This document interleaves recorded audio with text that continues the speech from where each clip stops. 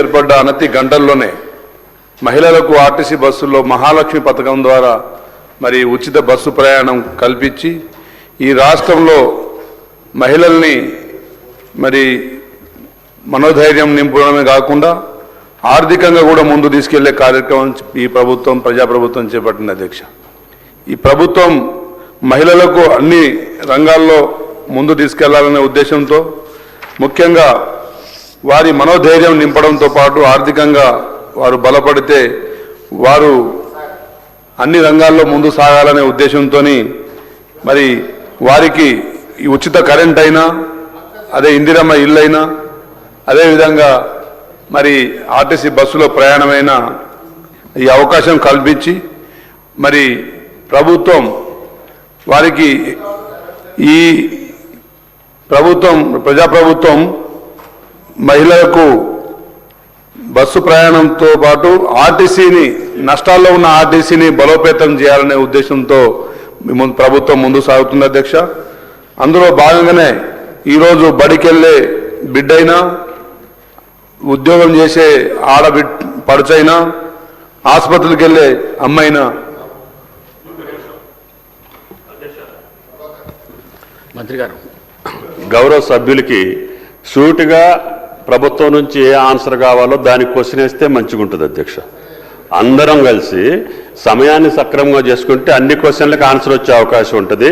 నాయక్ గారిని కూడా సూటిగా ప్రభుత్వం నుంచి నీకు ఏ ఆన్సర్ కావాలో అది అడిగి మంత్రి దగ్గర నుంచి రాబట్టుకుంటే మంచిదని చెప్పి గౌరవ సభ్యులకి మంచిది.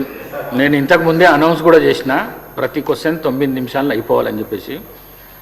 సప్లిమెంటరీ అయినా పర్వాలే, క్వశ్చన్ అయినా పర్వాలే, 9 మినిట్స్లో కంప్లీట్గా. Okay please.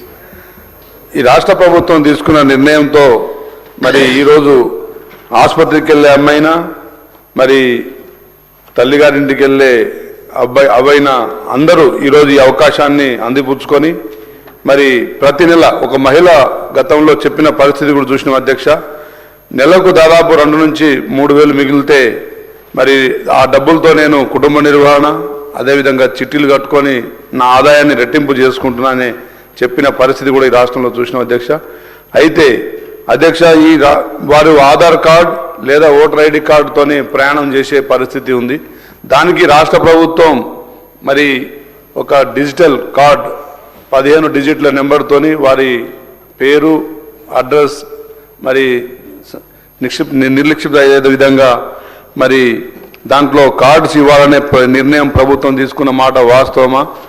అదేవిధంగా ఈ మహాలక్ష్మి పథకం ద్వారా మరి ఇప్పటిదాకా ప్రయాణించిన ప్రయాణికులు ఎంతమంది, అదేవిధంగా దాంతో సమకూరిన ఆదాయం ఎంత, అదేవిధంగా ఆర్టీసీ మరి ఈ సంవత్సరం ఈ మహాలక్ష్మి పథకం ద్వారా ఆర్జించిన ఆదాయంలో ఇంకేమన్నా అదనంగా బస్సులు ఏర్పాటు చేస్తున్నారా మరి మంత్రివర్యులు తెలియజేయాల్సిందిగా కోరుతున్నా అధ్యక్ష.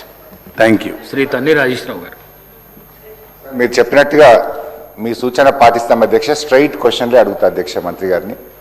అధ్యక్ష, మొన్న గవర్నర్ గారి ప్రసంగంలో మహిళలకు 9,200 కోట్ల రూపాయలు ఆదా అయిందని చెప్పారు అధ్యక్ష. మరి 9,200 కోట్లు రాష్ట్ర ప్రభుత్వం ఆర్టీసీకి చెల్లించిందా, చెల్లించలేదా? ఒకవేళ బకాయి ఉంటే ప్రభుత్వం ఎంత బకాయి ఉందో మంత్రి గారు చెప్పాలి. Question number 1. క్వశ్చన్ నెంబర్ 2 అధ్యక్ష, ఆర్టీసీ లాభాల్లో ఉందా, నష్టాల్లో ఉందా?